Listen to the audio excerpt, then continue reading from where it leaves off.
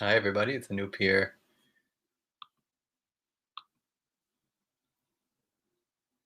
We have last week concluded the Is This a Dream series. So, that book, you can see it right back there. We have finished the last episode of that, and we're starting a new series today. So, as you log on, just make sure the AV is okay. Just send me a few messages. Let me know if the audio and video are coming through.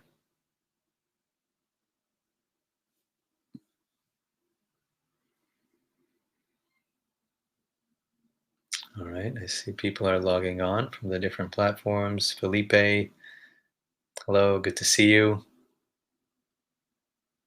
Alexandra, yes, perfect. All right.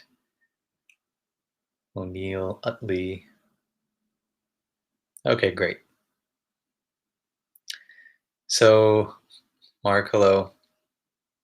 So, if you have not seen the previous series, please do check that out. That was the Is This a Dream series, the book you see behind me. That is available on Amazon. Thank you for all of you who have left reviews. Please do leave a review for the book if you have read it.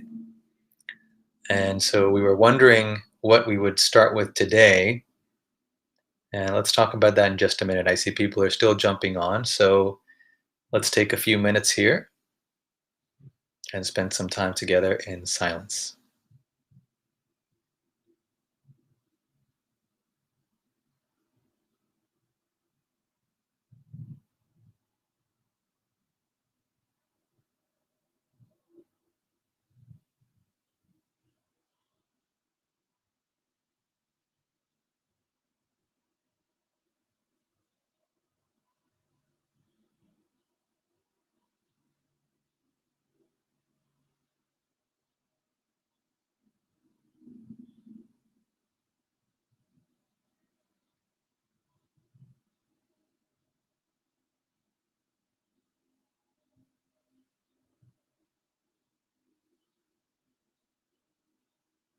If the thoughts are swirling, allowing them to swirl.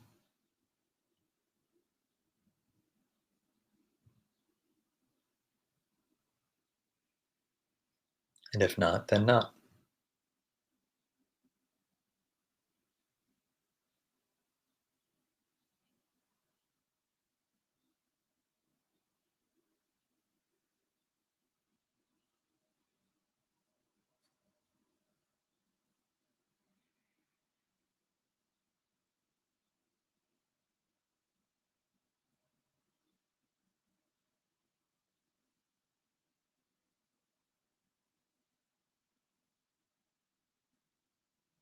Illumining space.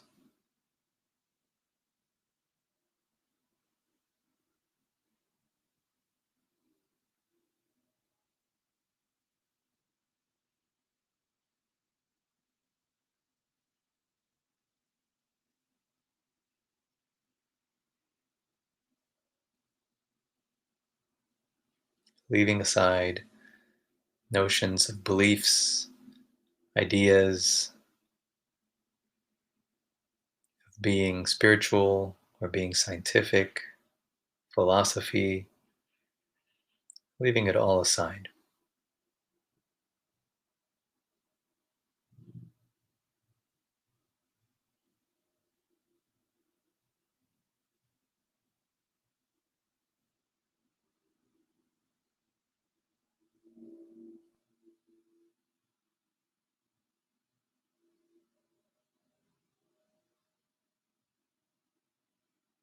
Leaving aside notions of what meditation should be or what a person should look like.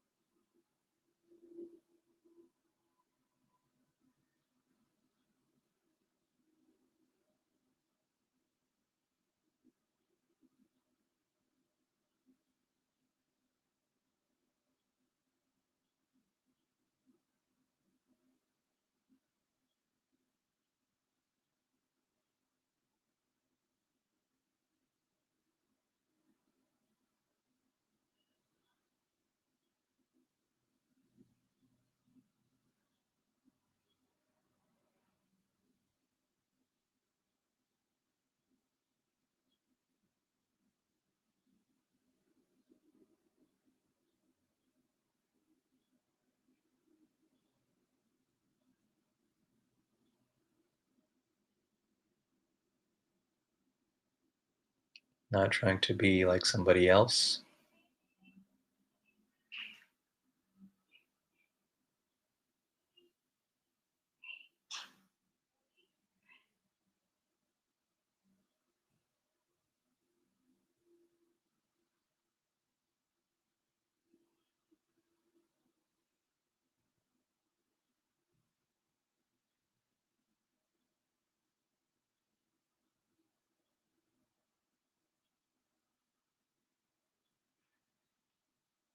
Resting,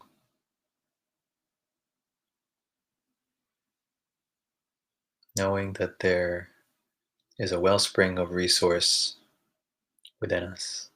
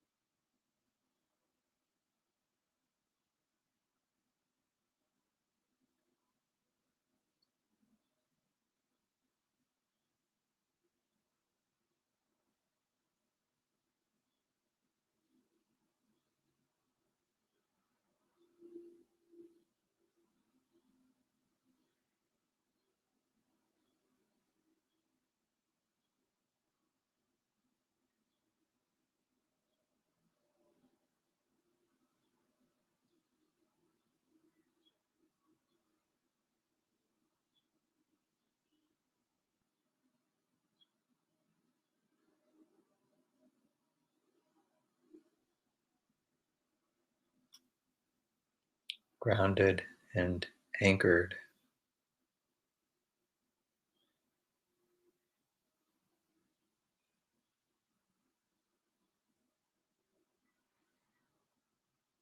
Beyond notions of right and wrong,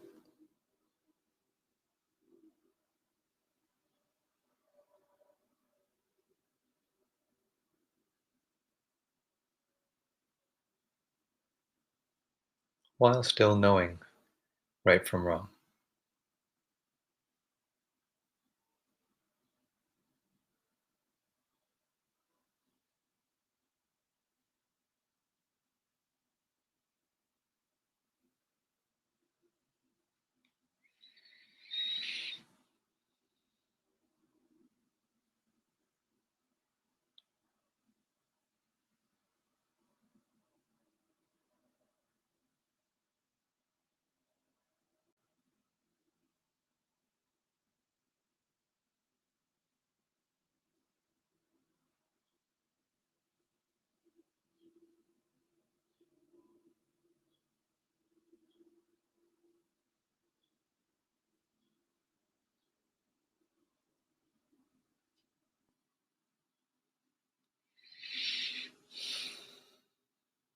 All right.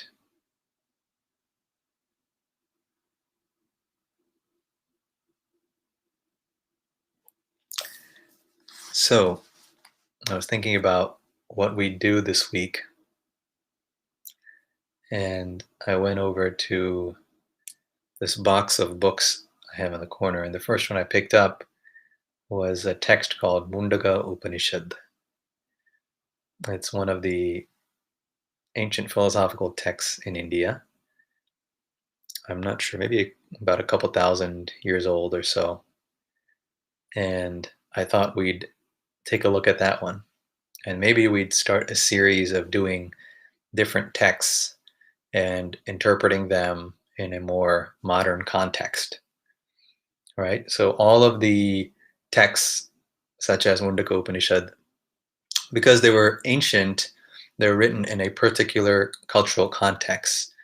But as is always true with such texts, the knowledge within is timeless, right? Because it doesn't deal with the externalities or the way life happens to look, which is cultural and it changes, but it deals with the fundamental ingredients of life: our bodies, our minds, consciousness, right? A world, objects around us, emotions, identity, the feeling of self and other, space, right? These are fundamental to all civilizations at all times. And so while the language may change and while the dressing does change, the essential knowledge is always true. So this is what we'll do now. Tao Zenchi says ancient, modern. Yes, exactly. Esther, a great idea. Thank you, Esther. So this is what we'll do. And I think it's helpful for a couple reasons. One, hopefully it'll show that these texts, though thousands of years old, are written in a way that they would be just as relevant today and just as relevant 1,000 years from today. And also, hopefully, they'll show how practical these are. Now, different texts speak at different levels, so there'll be a different flavor each time, but they all are communicating this fundamental truth. And so, hopefully, we'll see just how relevant they are and how they need not be kept in the domain of philosophy or the domain of spirituality, right? These are to be looked at, in my view, as extremely practical texts, such that if we digest them, not just intellectually digest, we might initially approach them through concepts, but as we digest these and assimilate these, they change the way we experience life, right? So these are supremely practical more than anything else. And my whole vision for all of this, for these talks or anything that we're doing here, is that it should be seen as supremely practical, right? Because I'm not interested in just speaking about philosophy as if it's something sophisticated or something that's nice to do on Sundays or anything like that, right? For me, it's very practical, very relevant now, no matter what the activity is that is happening now. So if we can see that, if we can see that nectar, as it were, then it becomes very useful in contemplating and digesting and assimilating and thereby enacting these truths and experiments. So Mundaka Upanishad is one such Upanishad. So generally speaking, the Upanishads are a series of texts that are part of the heart of what we call Vedanta. We talked about Vedanta in the final episode last week of Is This a Dream? Vedanta translates to the end of knowledge or the culmination of knowledge, and why that is, we talked about. And so in this classification of Vedanta, what we're talking about is that which is at the end of the Vedas. The Vedas are 4 texts in Hinduism, and at the end of each text are the Upanishads, right? These particular, deep, philosophical, and practical experiments with truth, right? It's the laboratory of intimate, direct experimentation with truth. And the laboratory manuals are the Upanishads. All right, and now this word Upanishad, it can be broken up into 3 pieces: Upa, Ni, and Shad. And so let me just jump in here. Rachel says, has this been translated? Yes, there are many available in languages. In fact, if you just Google this, Mundaka Upanishad, I'm sure you'll see many translations into English. I will say that translations differ and the cultural interpretations differ. So, and sometimes the interpretations can be confusing. So just take some of it with some space and with some range to be able to interpret it in particular circumstances. But yes, you can find all of these online. And you can buy detailed interpretations and commentaries if you wish, but it's available for free as well. So Upanishad can be broken down into Upa, Ni, and Shad. And Upa means near, Ni means below, and Shad means sit. So near, below, sit, or to sit near and below. right? And the idea was always that these Upanishads are often given in the context of a Q&A, right? A teacher and a student in a Q&A. And that's always the tradition in Vedanta, is that it is not a matter of faith, that these kinds of questions that all of us have about who we are, where do we come from, where we're going, what the heck is going on here, all of these questions, they're not the kinds of questions that you just give an answer to and somebody says, okay, right? Because the answers are not intellectual. The answers are living blossoms that come alive in the heart of the human being and that transform the way they experience themselves and the world. These are deep, powerful, transformative experiments, right? Contemplations. And so they're always given as a Q&A, right? The teacher says something and then the student says, yeah, but how about this case? But why isn't it so here? Why does it look like this here? And then the teacher says something else, and then the student says, but what about this? So it's this ceaseless questioning. But of course, a mind has to be prepared to some extent to be able to delve into some of these, right? So the whole idea of Upanishad, of sitting near below, is the idea that the mind is receptive. That is what is symbolically represented as the body sitting near the teacher below and in the seated position, right? So the whole idea is the mind is receptive. Not that the mind is accepting everything at face value, not that the mind is not thinking, not that it is not critically assessing, comparing it to its own experience. All of this is not only good, it's absolutely necessary for this to really take hold, right? But that word itself, Upanishad, represents the kind of mind that is necessary for this unfoldment to happen, right? And sometimes we are aware of that state of the mind, and sometimes we're not aware, right? Sometimes the mind can be ready, but we're not even aware of it. And when we start diving into this, the changes start to happen, right? So this is the meaning of Upanishad, near, sit, below. And Mundaka refers to a shaven head, actually. So this is meant for that sannyasa stage, at least how it's originally intended, or how it's culturally intended. The saying that it is for the sannyasa stage, so people who have kind of moved on to that deeper state of contemplation, of reflection. Okay, but as we'll see, the questioning, the Q&A that is happening here is actually between a householder, someone who's living in the world. This is not a monk who has gone up to the mountains and given all their possessions away, and these kinds of stories that we often hear, which of course does happen. But this particular dialogue, this Q&A, is between someone who is very much living in the world, who is in fact successful in the world, and who is reaching that point where they're saying, yeah, okay, great, but what else? Right? So that's the context of this Mundaka Upanishad. All right. So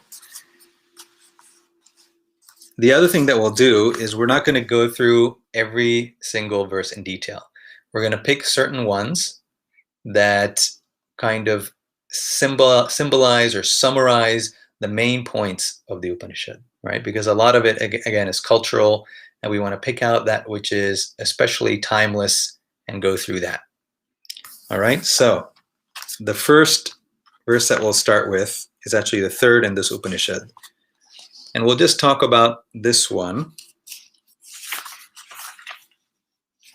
Let me see here.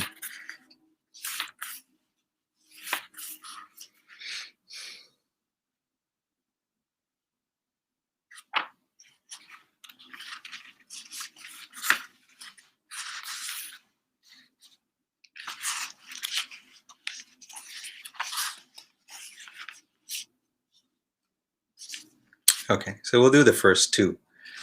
So the first verse we'll do is, it says that the householder Shaunaka, so this is the name of the student who's approaching the teacher, the householder Shaunaka approaches Angita and asks, what is it, having known which all these become known?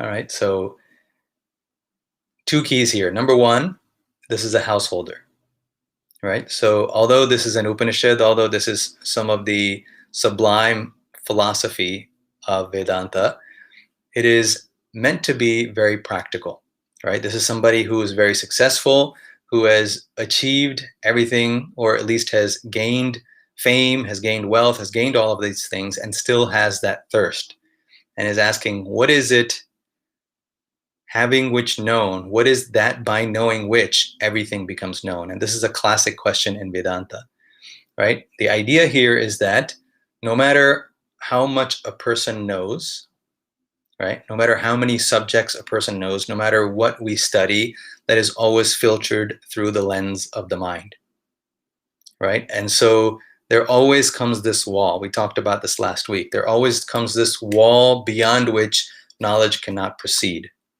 right? Just like as long as I'm looking through everything with a microscope, I can only see microscopic things, right? As long as I'm looking at everything with a telescope, I can only see objects at a distance.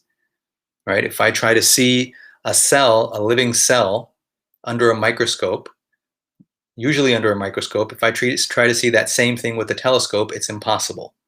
So we see that the instrument very much determines the range of knowledge that is possible. So this is one such person, Shaunaka, who has achieved success in so many things in the world and has come to that point, that wall. He's hit the wall, so to speak. And he's saying, what is it by knowing which all of this becomes known? Because I see that no matter how much I know, there's more to know, right? What we talk about, expertise. Each of us can be an expert in something. We can even be experts in many things. But what we discover is that we pick a frame and we go very deeply into this expertise. And the more deep we go, the more there seems to be. And yet there's so many other fields that we could not touch simply because of the fact that our attention is on this particular subject. So we become an expert on this and we know less and less about everything else, right? But now he's asking a question that what is that by knowing which everything becomes known, right? And here we see the dance of the first mind and the second mind, right? So the mind of Shaunaka here is that first mind, which has now, having been through so many fields of action, having done so much, has reached that boundary of identity that we've talked about. And it is that first mind which is saying that what else is here, right? That first mind reaching the boundary of identity is sensing something beyond that, right? It doesn't know it, because to know it, that identity itself would have to come down. It would have to be seen beyond. So it's not there, but it's bouncing against that, almost like if we were in a room and we could not find a door to the room, how we might bang up against the door, right? Like a battering ram, bang up against the door, bang up against the walls, trying to knock down those walls of identity. This is the state, right? This person, this first mind is saying, having achieved all this, but I feel something else. There seems to be something else. Many people talk about it. Some people say it's real. Some people say it's not. Some people say it's made up. Some people say you just have to have faith. There's so many things that people say, but I feel there's something there, and maybe you're the person to tell me. So he says, what is that? What is the that he's talking about? He's talking about the second mind, but he doesn't know it yet. But he's saying, what is that by knowing which everything becomes known? Meaning that, what is the nature of this second mind by knowing which the nature of all first mind experience is known? Right? It is not necessarily that all first mind data is known, right? But rather the very nature of all first mind experience. Remember that field of expertise. We're not only talking about expertise in one field anymore, right? Because he's no longer talking about particulate data. What Shaunaka is asking is the very nature of data to begin with, right? The very nature of particulate knowledge to begin with. The entire first mind experience, the entire first mind universe is the world of boundary and the world of staying within a boundary and acknowledging these boundaries. Acknowledging boundaries is important, of course, we cannot function without them. But to be restricted strictly to that is where the sense of incompleteness and everything else comes in. So what is that? By knowing which, everything becomes known. What is the nature of this second mind? By recognizing which, the very nature of all first mind experience is recognized. This is the powerful, deep question that Shaunaka is asking,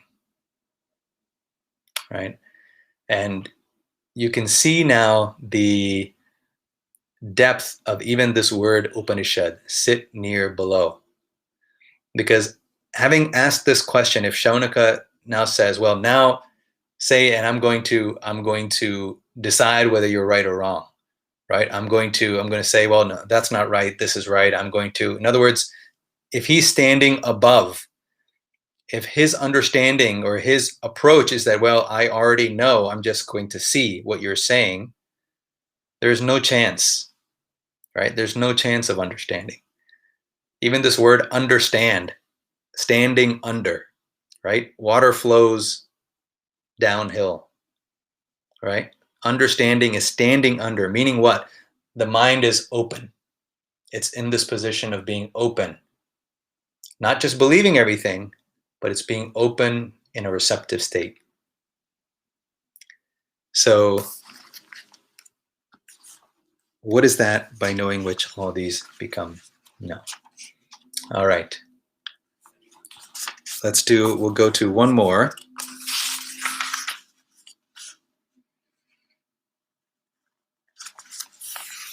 So then Angita, who's the teacher in this dyad, Angita says, there are two kinds of knowledge to be acquired, right? Namely, lower and higher knowledge. So say the great seers who know Brahman, who know the nature of reality. So the gist of this is essentially there are two kinds of knowledge, lower knowledge and higher knowledge. All right, so, and in the modern context here, lower knowledge and higher knowledge are not necessarily about worse knowledge and better knowledge, right? What is called lower knowledge here is the knowledge of multiplicity, right? The knowledge of difference, right? The knowledge of comparison, the knowledge of analysis as opposed to synthesis, right? Now you can see all of these are very useful, right? Comparison and analysis and multiplicity, all of this is very useful and necessary. And we've developed lots of science and technology from it. But when the vision is restricted to that, that is when the problems arise. That is when the sense of incompleteness arises, right? So he says here that, first of all, he's talking to Shaunaka, he's talking to this first mind, which is asking, what is that? By knowing which, everything becomes known. And recognizing the condition of this first mind, Angita says, essentially, yes, you are on the right track, and what you are feeling is true. He's essentially validating this question. What you are feeling is true. Yes, there is something like this, right? There is something like this. And here he's calling it higher knowledge. There is this field of awareness that itself is what appears as what he's calling lower knowledge, or as this world of multiplicity. All right, so he takes the question of Shaunaka and he essentially validates it, right? Like all good teachers would do, right? So when you and I asked questions in school, if the teachers were good, they would often say, oh, okay, I see where you're coming from. Oh, that's a great question. And that's a really important step in that student climbing up the ladder of understanding. And that's exactly what Angita does here. He says, yes, there are, in fact, two kinds of knowledge. You're not bumping up against the wall in vain. You're not just imagining things. But yes, there are two kinds of knowledge, lower and higher knowledge, or the knowledge of particularity, which is infinite in its own way, right? There's no way we can know everything in this world because every day there are volumes of knowledge being generated, right? Volumes of knowledge in terms of how we can differentiate things and compare things and put things together and relate things, innumerable, infinite kinds of particulate knowledge. And there is also this range of the second mind, right? So this is why he says there are two kinds of knowledge to be acquired, namely lower and higher. So say the great seers of the Upanishads who know the nature of reality. All right. So we will stop it here just to introduce the Mundaka Upanishad and just to introduce the series. All right. So to summarize it, we are going to do a series probably on these Upanishads. We'll see how it goes.